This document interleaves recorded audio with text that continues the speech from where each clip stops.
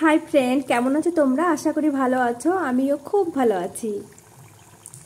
আজ আমি তোমাদের সাথে শেয়ার করব ফুলকপি আর সামান্য পরিমাণে চিকেন দিয়ে অসম্ভব লোভনীয় টেস্টি চপের রেসিপি।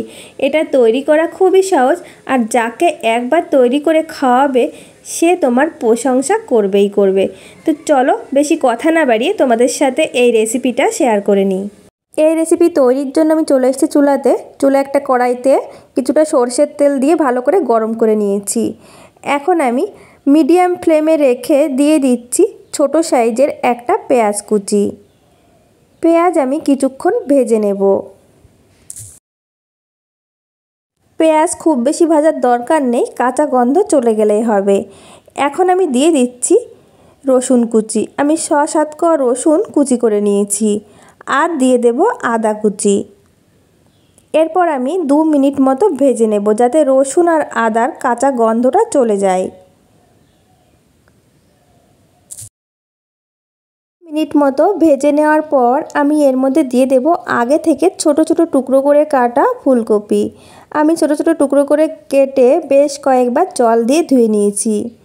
দিয়ে দিচ্ছি সামান্য পরিমাণে হলুদ গুঁড়ো আর স্বাদ মতো লবণ। এরপর আমি কিছুক্ষণ ভেজে নেব। ফুলকপি আমি কিছুক্ষণ ভেজে নিয়েছি। এখন আমি এর মধ্যে দিয়ে দিচ্ছি ছোট ছোট টুকরো করে কেটে রাখা খুবই সামান্য পরিমাণে চিকেন। আমি এখানে বোনলেস চিকেন ইউজ করছি। এরপর এর মধ্যে দিয়ে দিচ্ছি সামান্য পরিমাণে জিরে গুঁড়ো, সামান্য পরিমাণে গরম মশলা গুঁড়ো, আর সামান্য পরিমাণে লঙ্কা গুঁড়ো। লঙ্কার পরিমাণটা তোমরা তোমাদের টেস্ট মতো দিয়ে দেবে। আমি সব কিছু ভালো করে মিশিয়ে নেব।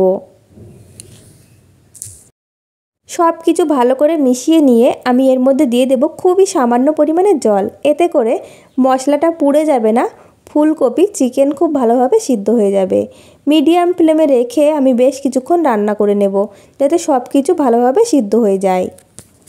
ফুলকপি চিকেন ছোট ছোট টুকরো করে কেটে নেওয়া হয়েছে, তাই সিদ্ধ হতে বেশিক্ষণ টাইম লাগেনি।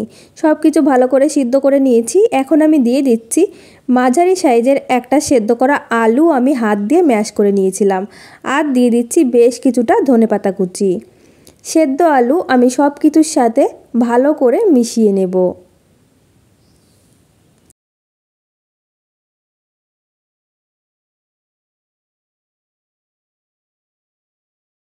সব কিছু ভালো করে মিশিয়ে নিয়েছি। চপের পুরটা কিন্তু রেডি হয়ে গেছে। এখন আমি নামিয়ে ঠান্ডা করে নেব। ঠান্ডা হতে হতে আমি চপের ব্যাটারটা তৈরি করে নেব।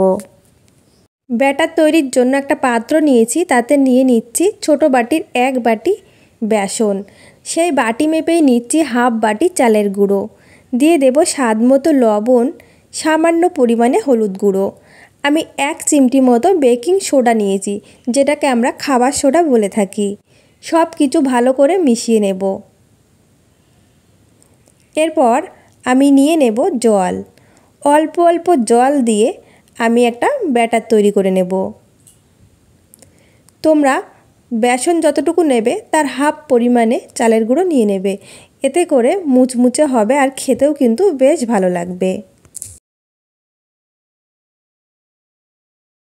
অল্প অল্প জল দিয়ে আমি ব্যাটার রেডি করে নিয়েছি। তোমরা দেখেই বুঝতে পারছো এর ঘনত্বটা। খুব বেশি পাতলাও না, আবার খুব বেশি ঘনও না। এদিকে পুরটাও ঠান্ডা হয়ে গেছে। এখান থেকে আমি কিছুটা নিয়ে নিচ্ছি। তোমরা যতটা বড় করবে চপ, সেই পরিমাণ বুঝেই নিয়ে নেবে। একটু গোল করে নেব, তারপর আমি চ্যাপ্টা করে নেব, যেমন আলুর চপ তৈরি করে। এরপর আমি ব্যাটারের মধ্যে দিয়ে 2 সাইড ভালো করে লাগিয়ে নেব। একটা একটা করে তৈরি করব, আর ব্যাটারের মধ্যে দেব আর তেলে ছেড়ে দেব। চুলায় আমি আগে থেকে একটি কড়াইতে পরিমাণ মতো তেল দিয়ে গরম হতে বসিয়েছিলাম। আমি হাই ফ্লেমে রেখে তেলটা ভালো করে গরম করে নিয়েছি। এখন আমি মিডিয়াম টু লো ফ্লেমে রেখে আমি এগুলো দিয়ে দেব। একদম চুলার আঁচ বাড়ানো যাবে না, বাড়ালে কিন্তু ওপরটা পুড়ে যাবে আর ভেতরটা কাঁচা থাকবে। আমার একবারে ধরবে না, আমি 2 বারে ভেজে নেব। মিডিয়াম ফ্লেমে রেখে আমি এক সাইড হতে দেব। কিছুক্ষণ পর আমি উল্টে দিচ্ছি। এইভাবে উল্টে পাল্টে দু সাইড হালকা ব্রাউন কালার করে আমি ভেজে নেব। দু সাইড উল্টে পাল্টে আমি হালকা ব্রাউন কালার করে ভেজে নিয়েছি। এখন আমি তুলে নেব। একই রকমভাবে বাকি চপগুলো আমি ভেজে নেব। তো বন্ধুরা, তোমাদের কাছে এই রেসিপিটা কেমন লেগেছে? এইভাবে চপ তৈরি করলে ছোট বড় সবাই খুব পছন্দ করবে। আর তোমাদের কাছে আশা করি আমার এই রেসিপিটা ভালো লেগেছে। ভালো লাগলে লাইক, কমেন্ট এবং শেয়ার করে দিও।